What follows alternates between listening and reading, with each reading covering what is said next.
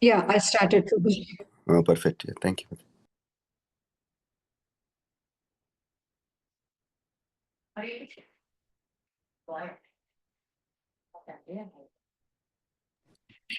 Kiran Prabhuji? Yeah. Hare Krishna devotees. Thank you. Please accept my humble obeisances to all the devotees who joined this Zoom meeting. Thank you, Sundaranand Prabhu, for giving me this opportunity to read today's Bhagavata Sloka translations. Om Namo Bhagavate Vasudevaya. Om Namo Bhagavate Vasudevaya. Om Namo Bhagavate Vasudevaya. Narayanam Namaskritya Naram Chaiva Narottamam Devim Saraswatim Vyasam Tato Jayamudarayet Nashtaprayeshu Abhadreshu Nityam Bhagavata Sevaya Bhagavate Uttama Bhaktir Bhavati Naistikim Hare Krishna, Krishna Krishna, Hare Hare, Hare Rama, Rama Rama, Hare Hare, Hare Krishna, Krishna Krishna, Hare Hare, Hare Rama, Rama Rama, Hare Hare, Hare Krishna, Krishna Krishna, Hare Hare, Hare Rama, Rama Rama, Hare Hare.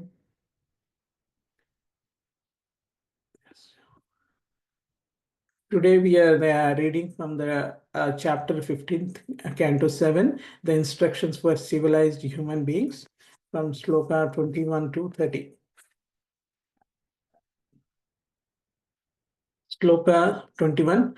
O King Yudhishthira, many persons with varied experience, many legal advisors, many learned scholars, and many persons eligible to become presidents of a learned assemblies fall down into a hellish life because of not being satisfied with their positions. Sloka 22. By making plans with determination, one should give up lusty desires for sense gratification. Similarly, by giving up envy, one should conquer anger.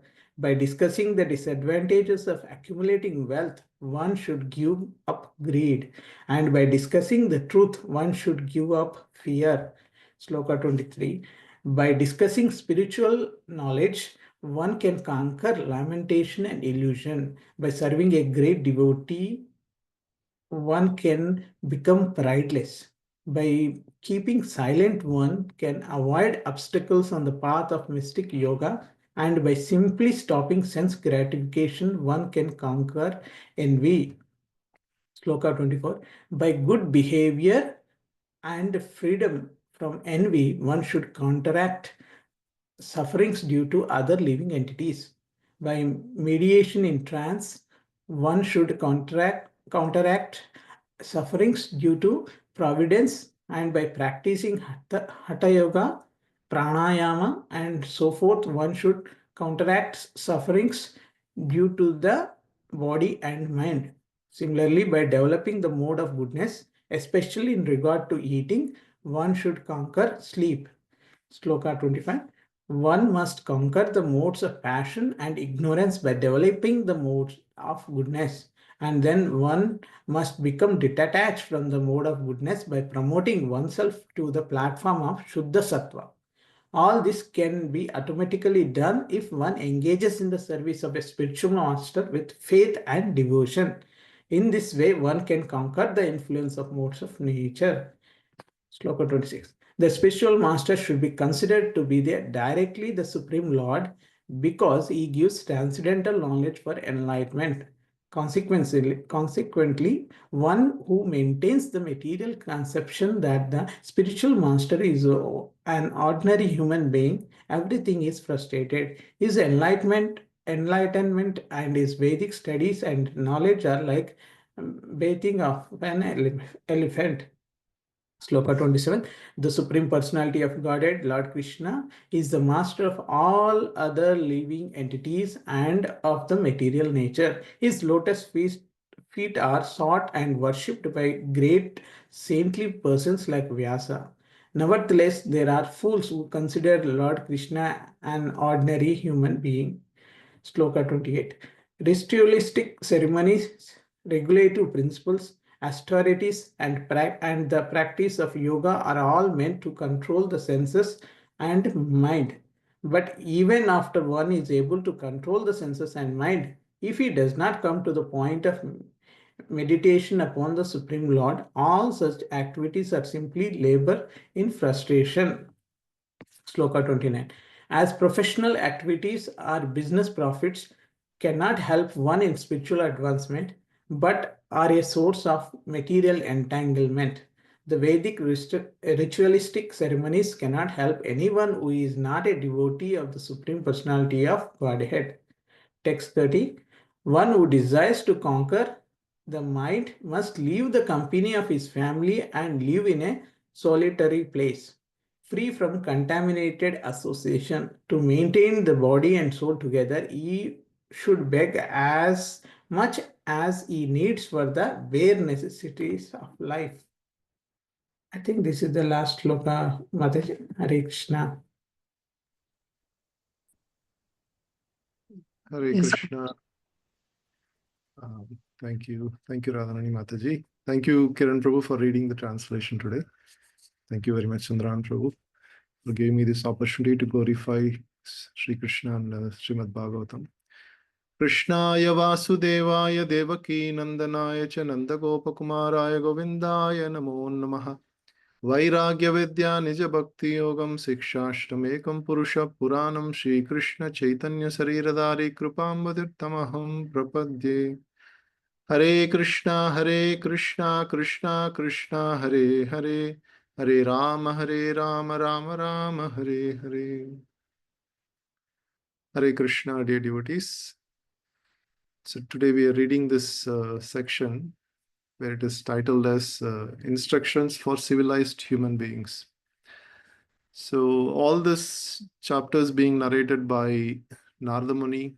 So it all started when Shishupal merged into Krishna's body. At that time, Yudhishthira Maharaj asks a question. Even the yogis who are meditating upon Krishna, for them also, such a fortunate position is very difficult to obtain. How is that Shishupal was able to merge into Krishna's body? That was the question. And then systematically, so Narada Muni explained how Lord is Samoham Sarvabhuteshu, he is equal to everyone. And due to his time factor, everything is actually working accordingly. But he is Bhakta Vakshala, he favors the devotees, and that is not actually a partiality. And that is his special disposition. So now, eventually, Narada Muni explained in the last several chapters about the ideal four varnas, four ashramas, what is the ideal perfect person. A sannyasi, even above sannyasi, is a Babaji or one who is highly elevated in Krishna consciousness. And then in the last chapter, he especially spends the one whole chapter for Grahastha, ideal Grahastha. So we can understand the importance of Grahastha ashram. He spends the one whole chapter explaining how Grahasthas can perfect themselves and what are the activities they should adopt so that they can perfect and elevate themselves in Krishna consciousness and achieve the same goal of life that is achieved by a perfect brahmachari, vanaprastha, sannyasi. In all of this ashramas, there is spiritual cultivation. That's why it's called ashram, like grahastha ashram, brahmachari ashram, vanaprastha ashram. So there is spiritual cultivation, and grahastha ashram, especially Narada Muni spends one whole chapter explaining the how one should escape the pitfalls of being in Grahastha ashram. There will be relatives and there will be so many influences. So many people will say something, but Narada Muni says internally we should just be Krishna consciousness. Externally, we should just accept what they're saying. Oh, that's fine like that.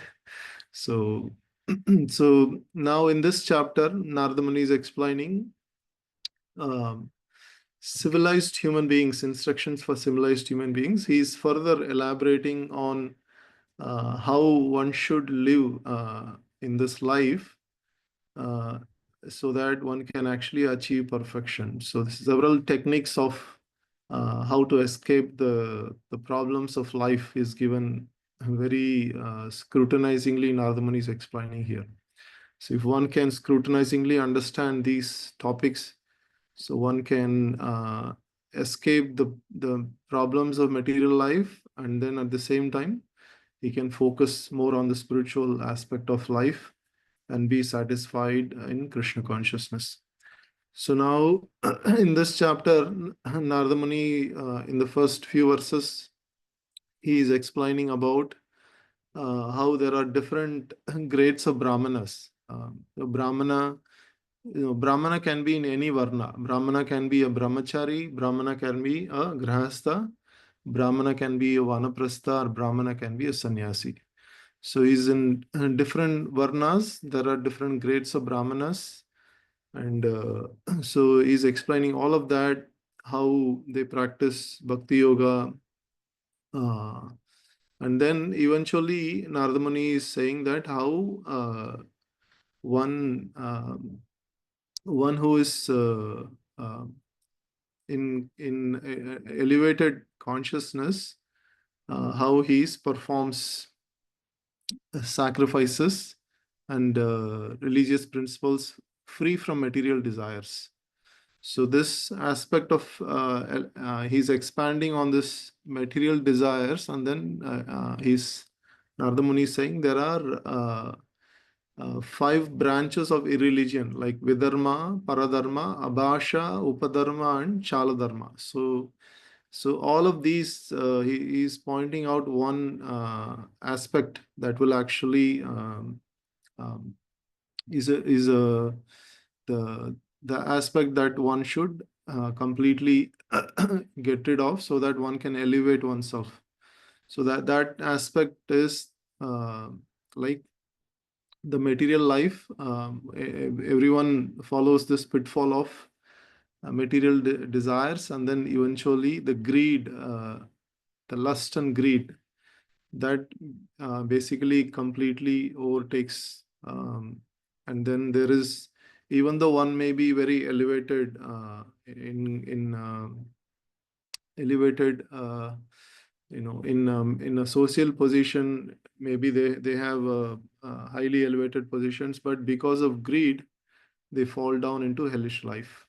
So specifically, there is a counteract for everything, but for greed there is no counteraction. So Narada Muni says, as far as greed, there is, even if one has conquered the whole uh, the whole world, enjoyed everything in the world, still he'll not be satisfied.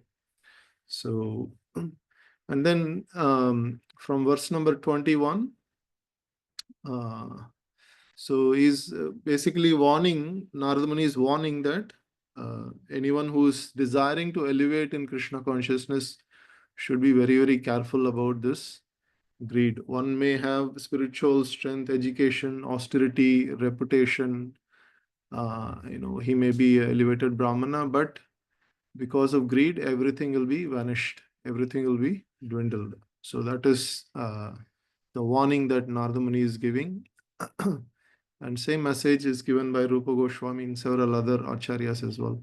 So here, starting from verse number 21, now Narada Muni is elaborating upon what he said, and also is giving several advices how to protect oneself, so that we can protect our bhakti. We can focus on the aspect of Krishna consciousness rather than entangling ourselves into the material complexities of life. So in the material life, we have there are many miseries, especially it categorized into 3 types. The one that is caused by body and mind. So Adi Atmika, Adhyatmika Klesha. So the body and mind causes suffering. Adi Devika Klesha. So the will of providence, demigods, that's Adi Devika Klesha, and Adi Bhautika Klesha, like the sufferings given by other living entities. So Narada Muni is now he's systematically saying how one can counteract these 3 sufferings, and how one can counteract the 6 vices: Kama, Krodha, Lobha, Moha, Mada, Maksharya. Like all of these vices are actually considered enemies So there are, there are enemies outside and there are enemies inside also. So enemies outside may be easily counteracted, but enemies inside will sometimes look like friends, but they are enemies. So Narada Muni is systematically saying how one can counteract these enemies. So he's saying, Ashan kalpat jayet kamam, krodam kama vivar janat. So he's saying, krodha, like anger, one can actually give up anger, uh, uh, conquer anger by giving up envy. So we can understand mostly how the anger comes. The anger actually in Bhagavad Gita it is said that Kamesa Krodesha Rajoguna Samodbaha Mahashano Mahapatma Viddhinam Ihevairinam. Like so, anger starts with the Rajoguna. So it Rajoguna, it just some desire happens. If the desire is unfulfilled, then there is anger, and the anger turns into wrath. So there is like sequence of events that happens. The root of this is there is envy. Envy meaning, oh, he has that, and why should I? I should also have that. So that desire, that passion, that passion is the starting point. So now Narada Muni is saying by giving up this envy, we can conquer the anger. So, and then he's saying, by making plans with determination, one should give up lusty desires for sense gratification. So this word determination, Prabhupada elaborates sankalpat. So sankalpat, Prabhupada elaborates in the purport. And then artha, artha na arthakshaya lobam. So anartha, so artha, anartha. It's like, so how the artha means wealth. So how anartha means the cause of trouble. How the wealth can be cause of trouble if we can contemplate, like disadvantage of accumulating wealth. One should, if can contemplate, then we can give up greed. So, but so greed, I mean, there is no amount of greed can be satisfactory. That already Narada Muni said. So so one should just contemplate on, okay, what are some disadvantages of accumulating wealth? Like in Srimad Bhagavatam, there are many discussions that happens. Narada Muni also says that so just like a honeybee, it accumulates so much honey in the honeycomb, and then one fine day the hunter comes, he takes the whole honeycomb, and everything is gone. So similarly, we accumulate the wealth, working so hard day and night, and there are a lot of dangers. Like thieves might take it, the whole hard work will be just finished in one moment. We have to so the protecting the wealth is basically a great danger. People might harm us for the sake of the wealth. There's so many dangers, like just maintaining the wealth takes so much hard work. So like that, one should just contemplate on, okay, what are the disadvantages of accumulating this wealth, and that way we can just give up this greed of accumulating more and more wealth. And then he's saying bayam tatva Vamarshanath. So Avamarshanat. So by discussing the truth, we can give up the bhayam, fear. So basically, the fear. There is a verse in the Back to Godhead magazine. Krishna Surya Sama Maya Haya Andakar Yahan Krishna Taha Nahi Maya Radhika. So Krishna is as good as sun, and Maya is considered to be the darkness. Wherever there is Krishna, there is no darkness. So when in the night, when everything is dark, there is no light, there is a fear. Oh, what is there? Even if we just take a rope, we think it's a snake, and we are very fearful. But if there is a light, everything is crystal clear, where is what? Then there is no fear. Like similarly, Narada Muni is saying, by discussing the truth, we should give up fear. So that means the truth actually can save us from this bhaya. So we can see how systematically Narada Muni is giving these advices so that we can come out of this, all of these vices, kama, krodha, lobha, moha, madamaksharya. So, and then illusion, Narada Muni is saying by cultivating spiritual knowledge, by discussing spiritual knowledge, we can conquer lamentation and illusion, soka and moha, anvikshikshaya, shoka moha, dhambam mahat upashaya. So, so damba means being very pride. I am great. I have so much wealth. I'm beautiful. This pride, we can get rid of this pride by serving a great devotee. So, generally serving someone requires a lot of humility, but serving a devotee actually is very auspicious, and humility is, of course, required. And humility is basically the Lord becomes very happy when you serve a devotee. He bestows all the good qualities, and obviously the humility also is bestowed, so we can overcome that pride, ahankara. And then himsam kamadi anihaya. So by stopping the sense gratification, one can conquer envy. So in the previous verse, Narada Muni said one can conquer greed. One can, if the anger, if we can stop this envy. So now to stop this envy, we have to stop sense gratification. By contemplating how to stop sense gratification, we can conquer this envy. So, so generally devotees are non-envious. Like, so in the Srimad Bhagavatam also says that uh, this whole Purana is for the purpose of those great devotees who are non-envious. So because they don't have this tendency of sense enjoyment, they don't become normally envy, because any position for them is not so great. Like, it's all, if they look at a wealthy person or a beautiful person, any amount of material wealth or material beauty, material strength, bodily strength, all of this does not cause them any kind of disturbance, like mental like a spike, in the sense they don't get tempted by all of these things. So the only pure love attracts devotees. So because of that nature, they don't become, they automatically conquer envy. The root of that is their attraction is towards the spiritual happiness. So the spiritual lords, everything spiritual attracts devotees, everything material, they don't really get attracted. So they automatically conquer the sense gratification, and and by that they conquer envy also.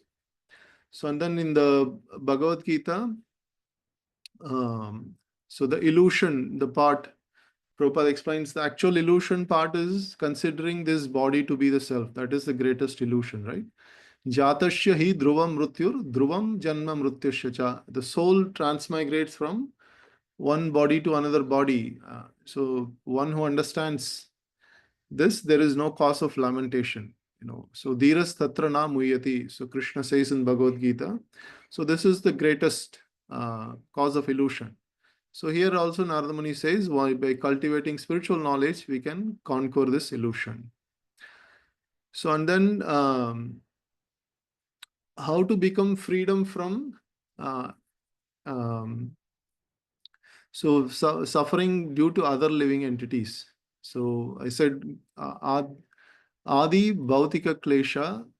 So suffering due to other living entities, how to counteract, Narada Muni is saying, by good behavior. So he's saying Krupaya Bhutajam Dukkham. So they so Krupa means if we are gentle and good behavior, normally the other people will be friendly to us. We don't cause the basic problem is when we speak something of that causes friction, or when our behavior is bad, then there is a problem from other living entities. At least we can escape from a lot of problems from other living entities by just becoming gentle behavior and becoming free from envy. So this is another important point. If you are envious, then we will see people with enmity. Now we will have a kind of disposition that he's my enemy, or you will have a disposition that he's my competitor, like that. So just by doing that, we create a vibration that other people will create some suffering for us. So by being gentle and being free from envy, we escape from adi bhautika klesha. So that's Narada Muni is saying. And he's also saying that Daivam Jayat Samadhina. So how about the Adi Daivika Klesha? How can we counteract? So in devotees, generally they focus on the Supreme Lord and they focus on the pastimes of Supreme Lord, and how to increase their spiritual cultivation, how to increase their meditation on Krishna. So basically they are trying to be in trance. By meditation in Supreme Lord is basically samadhi. Highest state is samadhi state. In that state, one can counteract all these sufferings by providence. Also by Hatha Yoga, Narada Muni is saying we can counteract. So how about the bodily sufferings like Adi Admika Klesha, like body and mind sufferings?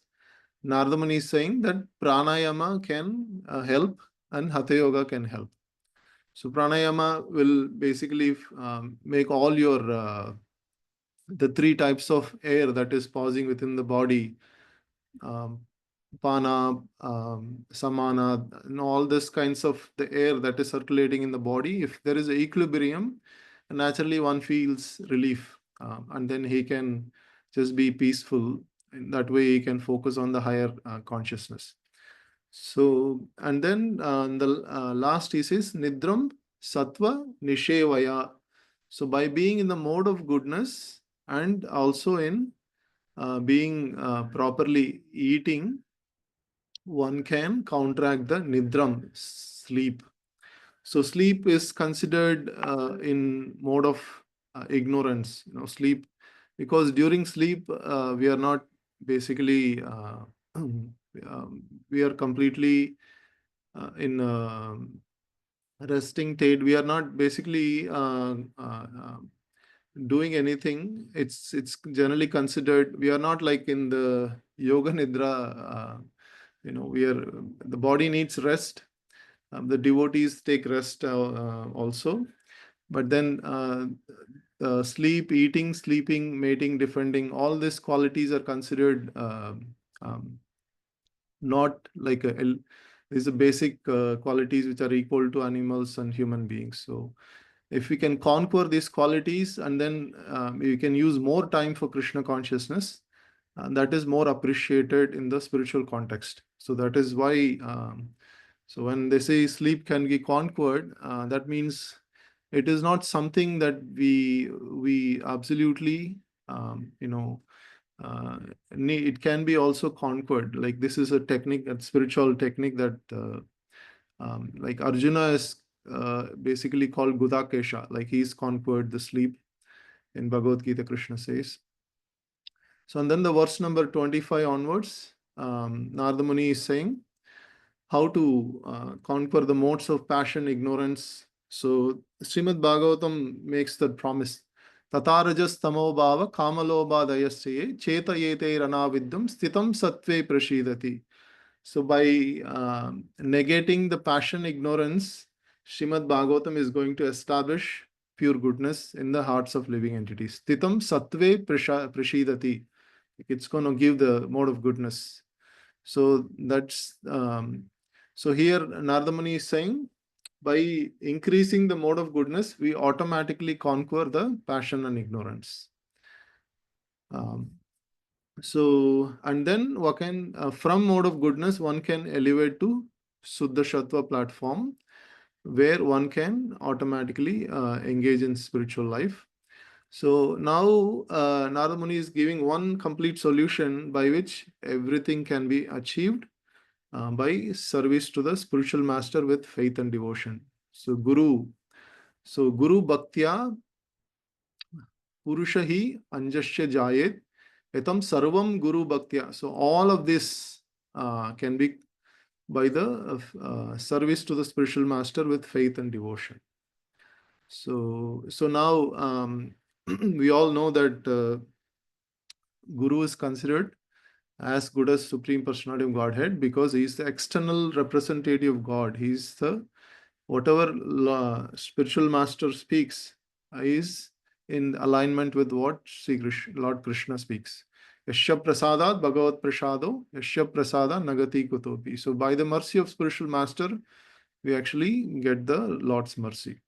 So this is the secret that Bhakti Yoga, that if somehow or other one actually takes spiritual master instruction, heart and soul, and he follows, and he will conquer all this vices, kama, krodha, lobha, moha, mada, maksharya, and he will be able to come to the platform of pure goodness simply by this one quality of following the instruction of spiritual master. So simultaneously having full faith in Lord Krishna, and as well as simultaneously having full faith in spiritual master. This is the secret. So, and so here, this is a Vedic conclusion that Narada Muni is saying, and he is giving one example that sometimes people consider spiritual master, they think ordinary human being, but which is not true, because spiritual master is he is external. Any human being who is expert in Krishna consciousness, who is able to control his senses and focus on the spiritual platform, is not ordinary person. So no, he is Mahatma, or Krishna says, Daivim Prakritim Ashritim. So he is in the internal energy of Krishna, and he is completely under the protection of Lord Krishna.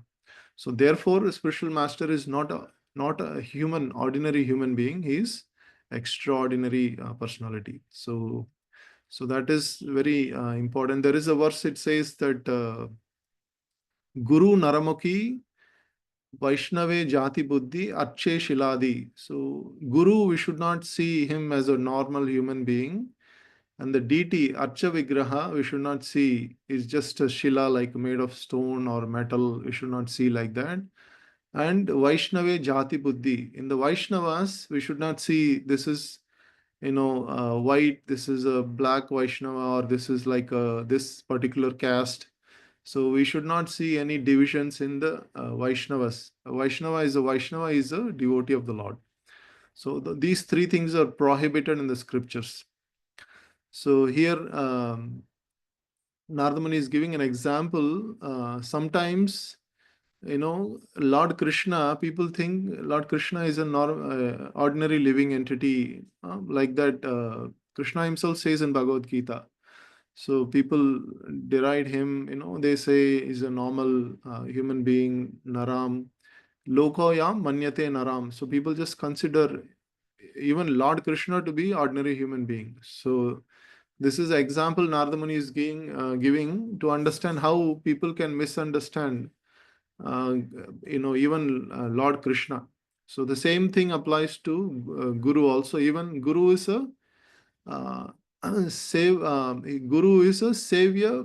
Sevaka Bhagavan. Sevaka Bhagavan means Guru is worshipping the Lord Krishna, and Krishna is a savior Bhagavan. He is being worshipped. So that there is. So this we should always understand, and even reverence to both spiritual master as well as the Supreme Personal Godhead simultaneously. That will make us all of these good qualities, whatever we mention.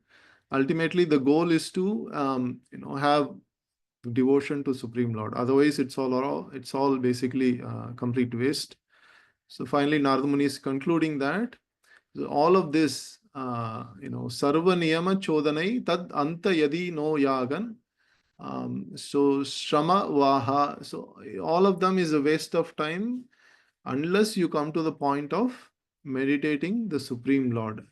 Sadvarga Samyam Maikantaha. So the ultimate aim.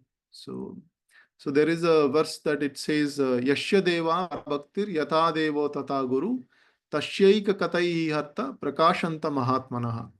So if we have complete faith in the Lord and complete faith in the spiritual master, then all of the spiritual subjects are automatically manifested within one's heart. So that is the Shastra Sveteshwara Upanishad 6.23 says that. So and then finally Narada Muni is concluding that one should not actually have any kind of motivation like a spiritual or a professional business profits in spiritual advancement. Otherwise is all complete waste of time. One should completely understand that having this love, bhakti for Lord Krishna is the essence. Aradita patahari tapasa titikum, na aradita patahari tapasa titikum, antar bahir patahari tapasa titikum, na antar bahir patahari tapasa titiksham. So titiksha means the austerities, so aradita patahari, Hari, Lord Hari, if one has all the attraction towards Lord Hari, there is no need of any more austerities. But on the other side, if one is doing all austerities, but he does not have any attraction to the Supreme Lord, what is the use of all these austerities? The Shastra is very critical on both sides. So we should understand the essence is very important. We always should focus on the essence and then practice Bhakti Yoga in according to that essence. That's what Narada Muni is saying. So Hare Krishna, thank you very much. Srila Prabhupada ki jai, Srimad Bhagavatam ki jai, Ananta Koti Vaishnavrind ki jai.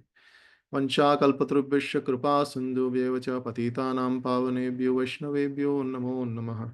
Hare Krishna. Thank you very much, devotees. Thank you very much, Prabhuji. Hare Krishna. Hare Hare Krishna, Krishna. Prabhuji. Yeah, thank you. Hare Krishna. Yeah, thank you, Prabhuji. Hare Krishna. Hare Krishna.